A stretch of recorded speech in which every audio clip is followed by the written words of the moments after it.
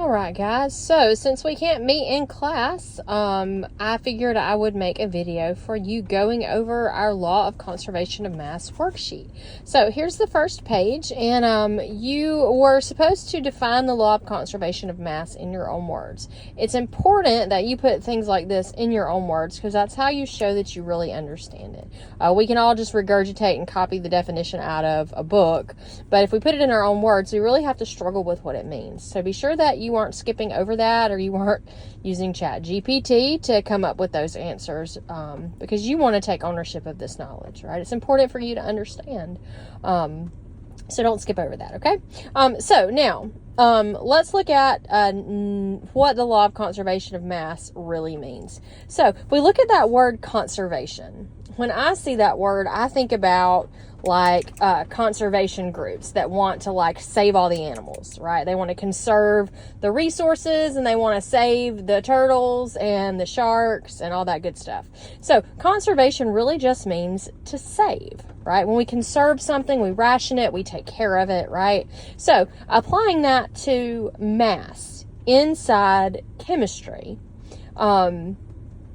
the Law of Conservation of Mass simply means that the mass we have at the beginning is going to equal the mass we have at the end. We can't lose mass. We can just account for where it went, right? So, number 2, according to the Law of Conservation of Mass, loco, crazy.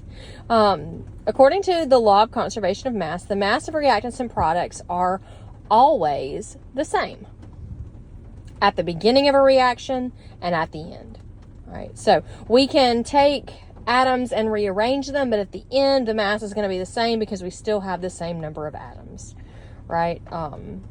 So hopefully that's kind of easy for you to understand. So now let's bring it down to some practical problems, right? So since we know that mass is the same at the beginning and the end, we can do some predictions, right? So for this reaction A, I'm told that I'm reacting hydrogen gas and oxygen gas to make water.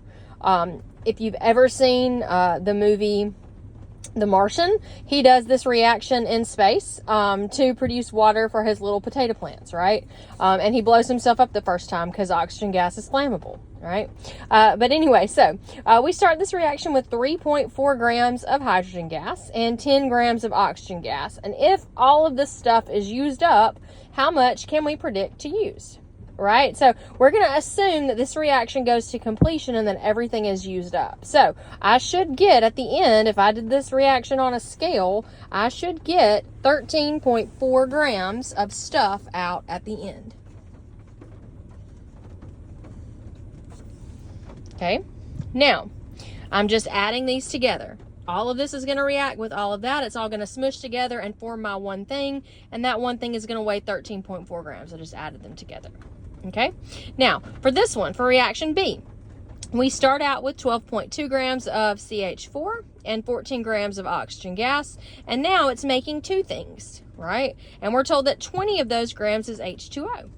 Where is the missing amount, right? So think about it like a scale. We've got this over here, and this has to equal this over here. So you can kind of write an algebra equation, right? So I love to show you how science and algebra intersect. This is why you have to learn math, right?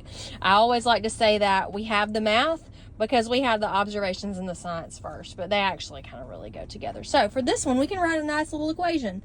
12.2 plus 14 is going to equal x plus 20. If our law of conservation of mass is true, the stuff at the beginning has to equal the stuff at the end, and we can just solve for x, which is going to be our unknown amount. So 12.2 plus 14 should give us 26.2,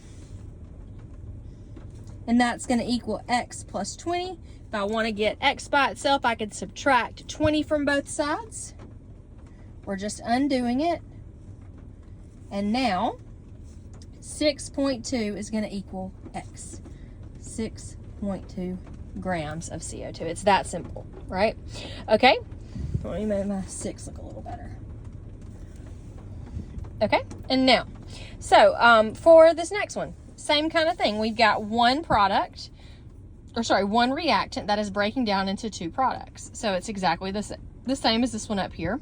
So now this whole mass is going to break apart into its component pieces. So what has to add to 13 to give us 23.6? That should be about 10.6. I'm not using a calculator for this, but you can most definitely use a calculator if the math is tricky for you. Go right ahead. That's perfectly okay. And now this last one, we've got lithium and oxygen gas making Li2O, and 24.6 grams of it to be exact. So how would you go about figuring out this? The same way, if we want to make an algebra equation this time, x plus 5.7 has to equal 24.6. And we can solve for x by subtracting 5.7 from both sides. So our x is going to equal, what is that? I'll do that out long ways.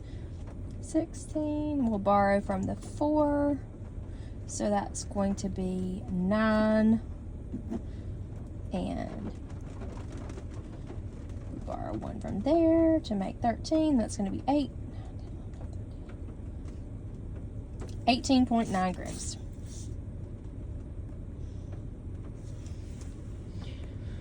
So hopefully this is easy for you, and these next little problems are really just to kind of cinch the deal and show that you really understand it. So these word problems down here are scary. Don't let them be scary, right? We can break them apart. We can circle, we can cross out, we can use all those strategies to make it less scary. Particularly if you have dyslexia and these are a nightmare for you, please highlight in different colors. That's a good strategy. Marking out, circling, those are all good things that can kind of help your brain learn how to make sense of big problems like this. So hydrogen and oxygen react chemically to form water. How much water would form if 14.8 grams of hydrogen reacted with 34.8 grams of oxygen? And it's nice enough to give you the little chemical equation here, right? So I'm first of all going to look and I'm going to see, this is important, this is important, this is important. So we've got our reaction here. I'm just going to rewrite it down. H2 plus O2 makes H2O. So if this were our math equation, our mass of this plus the mass of that equals the mass of this. So I want to know how much water is going to be produced if I start out with H2, which is 14.8 grams. And I'm going to add that to the grams of oxygen, which was 34.8. And again, we're going to assume that this is going to be completely used up because our problem didn't tell us anything else. And that's going to equal our unknown mass of water. So now all I got to do is solve for X. Remember, this is like a scale. Our reactant's mass has to equal our mass, the mass of our products. Here we've got one product, so it's a simple addition. Okay, our last one down here. A solid mass of 25 grams is mixed with 60 grams of a solution. A chemical reaction takes place and a gas is produced. The final mass of the mixture is 75 grams. What is the mass of the gas that is released? So this one is interesting. It doesn't give you an equation. It just tells you that we're mixing a solid with a liquid. So this is, if you need to draw a picture out to kind of get it in your head. So a solution is some liquid, and the person took a solid piece of something and chunked it in here. Bubbles started to form and some gas escaped. We want to know how much gas escaped. That's what it asked for. Gas was released. So we know that our solid plus our liquid gave off this mixture and gas.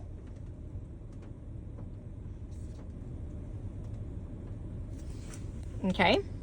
Because some of the gas is going to leave, and then whatever's left, if the solid is going to kind of dissolve in there, it's all going to be that solution. We're going to call it that mixture. And the gas that's going to bubble out and go away.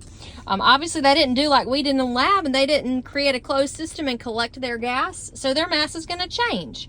We would expect our mass over here the mass of this mixture to be less than our mass of this combined stuff, because we lost the gas and it's no longer weighing down our scale, giving us that measurement. So let's kind of plug this in. So we've got our solid mass that was 25 grams and our 60 grams of solution. And at the end, our whole thing is 75 grams. So now we've got to just put it where it belongs in our equation. So our solid was this 25. Our liquid was the 60 gram solution, and that equals 75 plus some amount, the gas that we lost, right? And we would expect that. This 75 we can already see is less than 85. Where did that missing amount go? That was the gas that was lost. So we can see now pretty easily that the amount of gas we lost was 10 grams.